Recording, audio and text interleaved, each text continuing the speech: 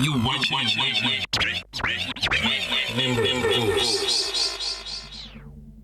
Mates, thank you so much for joining us. So we're still going on in the show yet. Mina, I am an old dog. So I come from a school of Dr. Dre. I come from the school of the DOCs. I come from a school of Nate Dogg, Yabo, that nigga Daz. I come back from all the KRS One.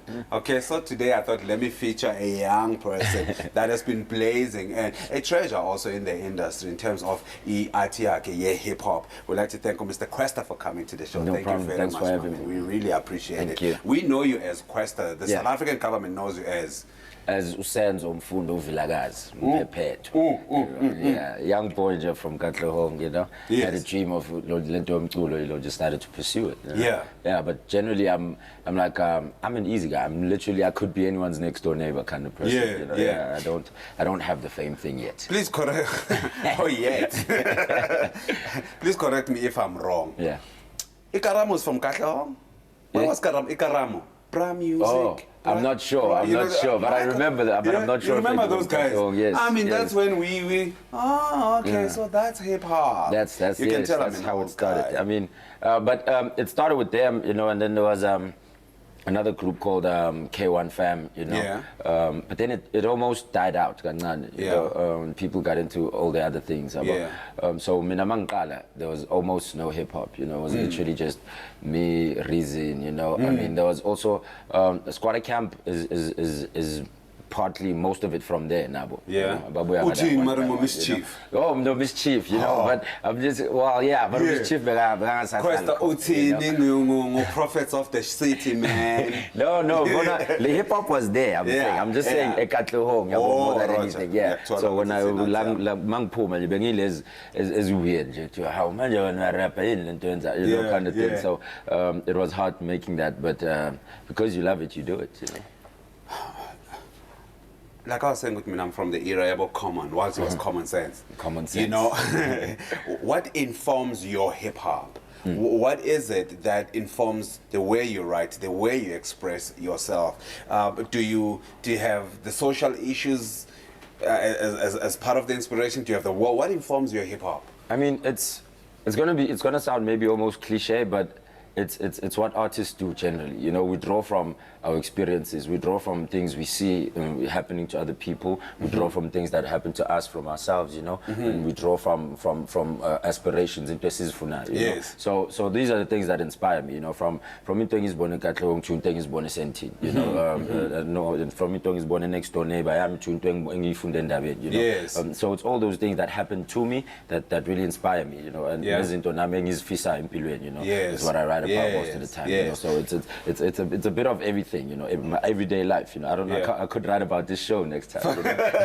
But it's things that happen. We were arguing, no, Sizwe feels that it is the duty of every hip hop artist to be socially relevant and vocal. My take was hip hop cannot be put into that box alone. We can express ourselves with nothingness and just join it without having to draw from any social influence. I mean, it all boils down to the type of person you are. There's nothing wrong with doing that. I mean, actually, if anything, it's social awareness is a very important part of everyone's life generally, you know. But there's always the fun part of life, you know, that we can't ignore, you know. That a lot of artists want to come and act like, you know, I know me, I just write about, you know, kids, and I just write about, you know what I mean? At the end of the day, you are a person, and you also like having fun, you know, and those things are also in the music, also within the music, you know. And maybe abanye abantu will see it as profanity and this, that, and the third. But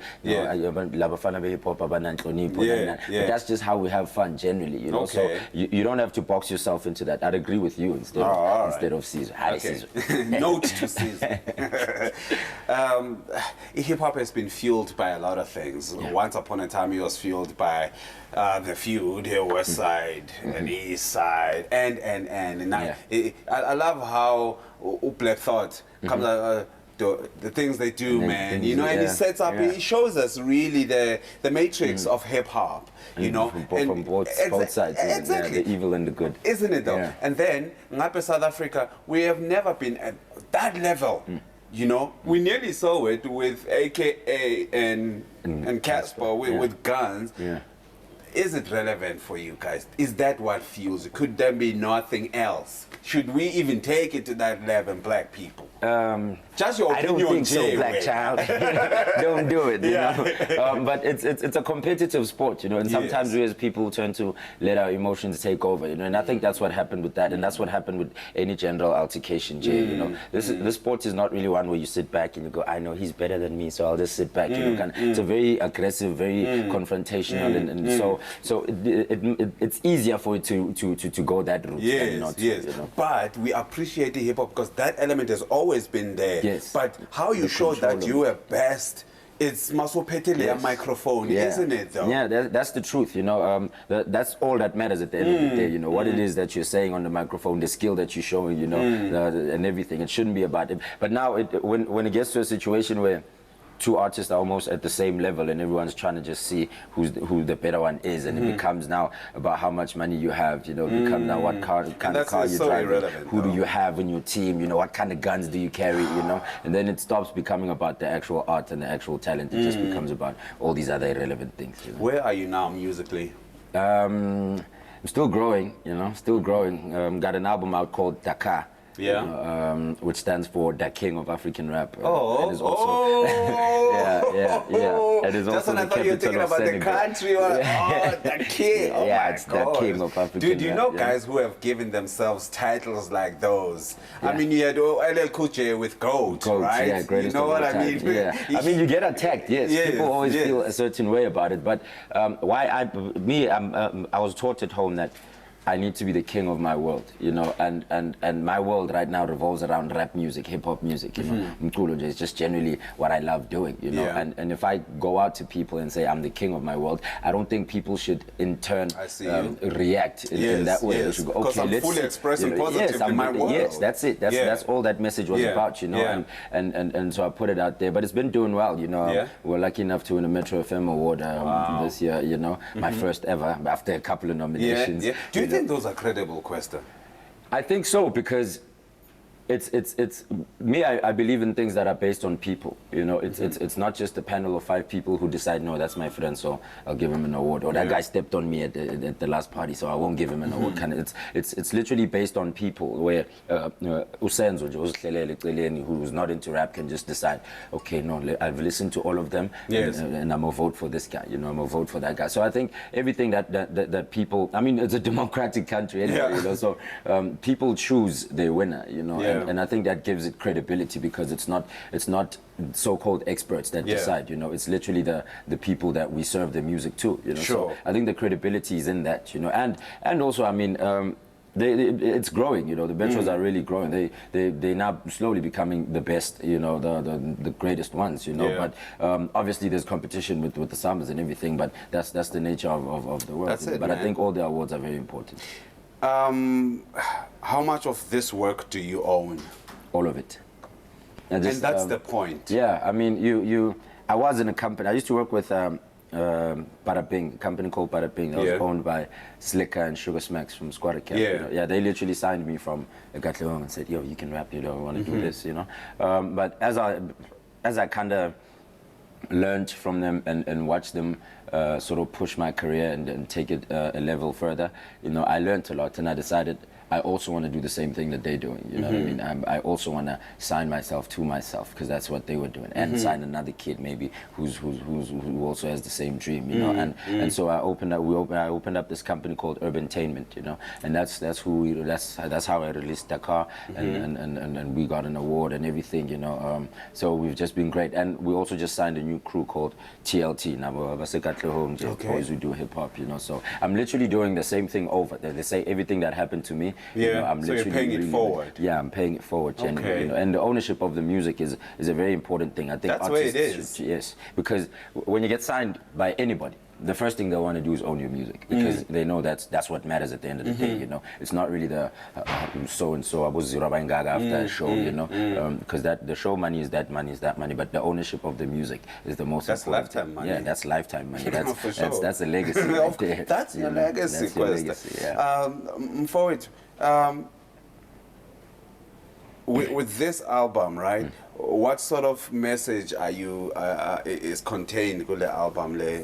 What sort of state of mind can we determine with Kwesta Ula in terms of state of mind? I mean, if I was to give it one word and describe it, it's not a very hard word, like a very hip hop word, but it's the truth. It's a very, I'd say honest, you know, more than anything. It's a very honest album. I mean, there's a lot of vulnerability in there, you know, there's and it's not easy for it's not easy for a rapper to kind of, just say,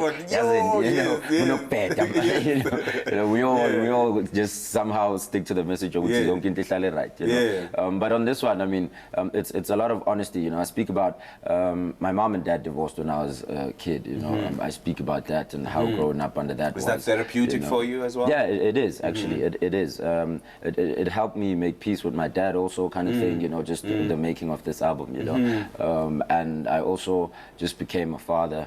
Man, and I touch, thank you. I touch on that also, you know, and how the hardships of that have been, and also the times that you cherish, you know, and everything, you know, and how the state of, you know, I touch on not having any money to getting some money to losing it all to winning it again, you know. It's literally just my life, all in all. It's pure and utter honesty. When you listen to it, I wanted to get a feeling. I wanted the person listening to it to feel like, as being clean now, I want when you play the CD, I want you to feel like being clean now. You know, I know that. Know guy, what you're talking about. You know what I mean. That's really what I was trying to get, and hopefully when people get it, they sort of get the message. You know. All right. If your fans want to reach you, where do they get you, sir? You can call me on Os. I'm kidding. It's on Twitter. It's at Kwesta DAKAR. Yeah. You know, Facebook is Kwesta the fan page, or Kwesta DAKAR if you want to talk directly. You know, Instagram at Kwesta DAKAR. You know, bookings 071-519-9905. Okay. You know, and we can chat and do the. Otherwise, just catch me out in the nearest shows, you know, and go to the album stores and get the album. You know. That's the. I'm bad at selling myself. That is another. I know, of course. I'd rather rap. Thank you so much. Thank you so much, man. Over and above being a hip hop artist, I think what we love about Kwesta is the writing part. I mean, the writing appeals to me because it touches me on an intellectual level. With someone put an effort and thought about the metaphors and thought about the story. It's not the bling, it's not the Mercedes, it's not the Bentley that is the higher from a scenting company that's on the video. All right, it's nice to have aspirational things, but the mind of a hip hop artist is what appeals to me. Who can ever forget that compilation, The Mother Load? You know what I'm talking about? You know I'm an old guy when I quote The Mother Load. But we'd like to thank one of South Africa's greatest hip hop stars. He is the king of his world. Let him rule peacefully, please. Mr. Kwesta was with us today.